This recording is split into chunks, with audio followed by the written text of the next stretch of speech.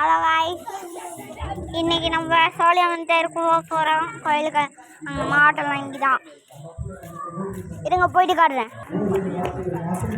போகலாம்.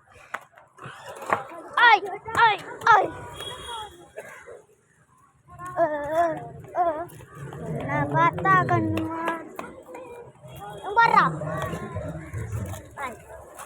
இங்கே ஒரு காய்ச்சி போகலாம் வாங்க. இங்கே பாருங்க காரு. ஹாண்டா போட்டா உள்ள இங்கே போடுறா. பிங்க் ஆட்டோ போலாங்க.